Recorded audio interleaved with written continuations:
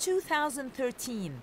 Amid continuing turmoil and crises, it was a year of major strides for diplomacy as the United Nations worked to negotiate peace, instill hope, and define a sustainable future for all. Civil war in Syria. After 2 years, more than 120,000 people have been killed. 2 million people left the country and millions more are running out of food and water inside. The UN and its agencies did everything to assist the people, despite tremendous security and logistical challenges. The World Food Programme, for example, used brief lulls in the fighting to send food to the trapped civilians. In August, the world was shocked to hear about a large-scale chemical weapons attack, killing civilians and even children. After months of deadlock, the Security Council finally united to endorse the expeditious destruction of Syria's chemical weapons program and to call for all parties to negotiate a political solution to the crisis. UN Secretary-General Ban Ki-moon. This is not a license to kill with conventional weapons. All the violence must end. All the guns must fall silent. UK Foreign Secretary William Hague. The failure of the Council to tackle the crimes committed on a daily basis has resulted in a culture of impunity in which a brutal regime believed it could get away with murdering its own men, women and children. Syrian Ambassador Bashar al-Jafari. All states have to abide by this resolution. All states, including those neighboring countries of Syria, who are providing haven and supporting the terrorists and the armed groups into my country. The UN established a joint mission with the organization for the prohibition of chemical weapons, OPCW, to secure and destroy Syria's arsenal, an operation on a scale that had never been tried before. The deadly chemicals would be shipped outside Syria for destruction, yet finding a country to take them was no easy task at all. Just before starting their dangerous mission, the inspectors woke up to a surprise. OPCW Inspector Kieran Carey. The OPCW, as an organisation, has been awarded this year's Nobel Prize, Peace Prize. Congratulations. Now get back to your tasks. There are tight deadlines to meet. Excellent. All right. The first ever high-level meeting of the General Assembly on nuclear disarmament heard a keynote address by Iranian President Hassan Rouhani. The world has waited too long for nuclear disarmament. The indefinite possession of nuclear weapons cannot be tolerated, nor can their complete elimination be further delayed. US President Barack Obama urged that words must be matched by actions.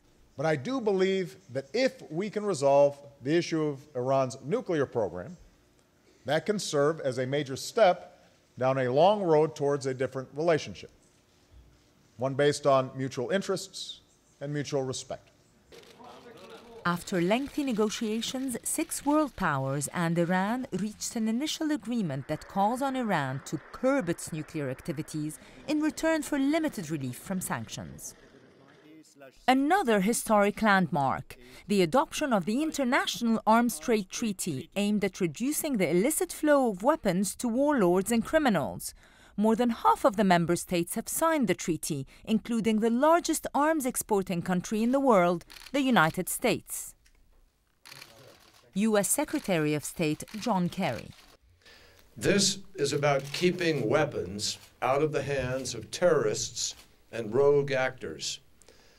This is about reducing the risk of international transfers of conventional arms that will be used to carry out the world's worst crimes. Terror attacks from Boston to Nairobi shocked and saddened the world. Fear of terror led to distrust and provided an excuse for widespread internet and cell phone surveillance programs which affected ordinary citizens and world leaders alike. Brazil called on the UN to play a leading role in protecting privacy in cyberspace. President Dilma Rousseff. Tampering in such a manner in the affairs of other countries is a breach of international law It is an affront to the principles that must guide the relations among them, especially among friendly nations. Middle East peace talks. Secretary General Ban Ki-moon returned from the region, encouraged by the seriousness of Israelis and Palestinians to resume direct negotiations. Palestinian President Mahmoud Abbas called on the UN to stop Israeli settlement building on Palestinian soil. Time is running out. The window of peace is narrowing. Opportunities are diminishing. The current round of negotiations is to be a last chance to realize a just peace. Progress in the Democratic Republic of the Congo. New fighting displaced 100,000 people in the Kivu province. The ongoing crisis left 6 million people in need of food and assistance. The Security Council approved the creation of the first ever robust intervention brigade to neutralize the notorious M23 movement and allow UN peacekeepers to concentrate on protecting civilians. After the defeat of the M23 rebels, the Congolese army regained control over the area. Council members traveled to Goma to show their support for a UN-brokered peace accord for the region. Political progress in Somalia after 20 years of anarchy. 2 years after the Islamic militants of Al-Shabaab were forced out of Mogadishu, increased security and a democratically elected president have brought more stability to a formerly failed state. Still, there are setbacks, like an Al-Shabaab suicide attack on the UN compound in Mogadishu, which claimed the lives of 15 people. The UN Security Council authorized to increase the African Union peacekeeping force to 22,000 soldiers and expand logistical support to combat insurgency in the Horn of Africa. The UN Mine Action Service trained the Somali police to detect and safely destroy 15,000 bombs and other remnants of war. Businesses and foreign investments now boom in Mogadishu, and Somalia has officially begun to export livestock again for the first time in 20 years. Progress in Mali. Massive turnout in presidential elections showed the will of the Malians to move on after the recent occupation of the north. In June, government and rebel Tuaregs signed a peace accord, and the UN's integrated stabilization mission helped to protect civilians in a still volatile security situation on the ground.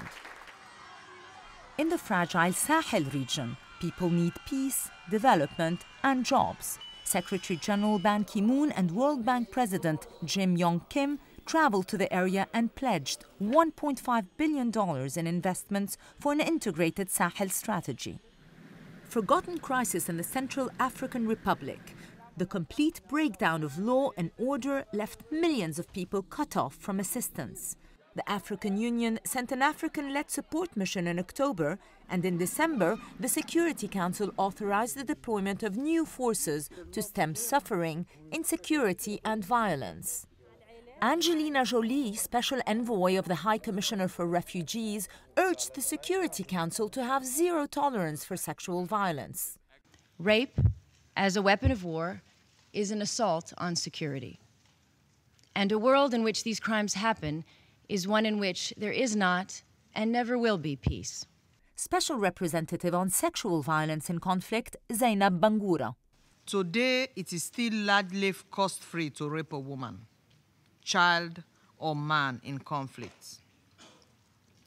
Sexual violence has been used through the ages precisely because it is such a cheap and devastating weapon. Women and girls are raising their voices for their rights. Malala Yousafzai, the Pakistani girl who was shot by the Taliban a year ago for claiming her right to go to school, celebrated her 16th birthday, now called Malala Day at the United Nations. Let us pick up our books and our pens. They are our most powerful weapons. One child, one teacher, one book, and one pen can change the world. Tragedy in the Mediterranean. Hundreds of African migrants died when their ship sank near the island of Lampedusa.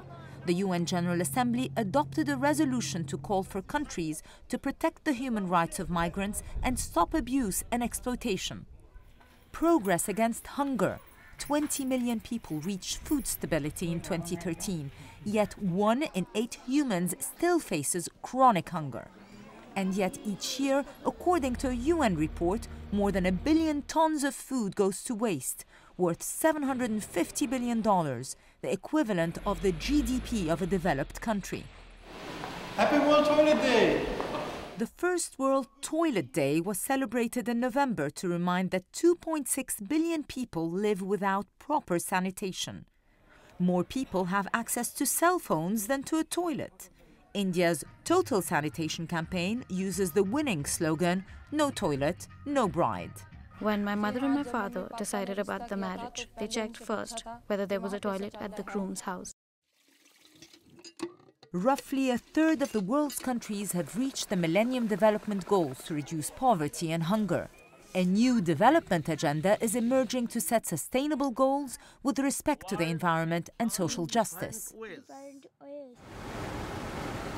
The biggest typhoon ever recorded in history hit the Philippines and left a trail of death and destruction. Whole cities were wiped away. Thousands of people lost everything they had. 3 million people need shelter. The World Food Programme set up a logistics base to airlift food and supplies. UNICEF and other UN agencies created relief hubs to reach as many people as fast as possible. With so many underfunded emergencies in the world, the relief agencies are stretched to the max to deliver. A small breakthrough at the UN Climate Change Conference in Warsaw. We can fix this. We can stop this madness right now, right here. Rich and poor countries fought hard for a consensus on how to finance recovery from climate disasters. Much more needs to be done to achieve the goal to keep global temperature rise below 2 degrees Celsius. Sad news from South Africa. Former president and anti-apartheid hero Neilson Mandela passed away in December. His legacy inspires the whole world. We feel especially honored and privileged to have the possibility today to stand at this particular place, to speak to all of you who represent the peoples of the world. Then and now, only united, nations can find solutions to the problems that affect them all. We speak often of hope. Our duty is to turn hope into action through hard work, commitment, skill, and integrity.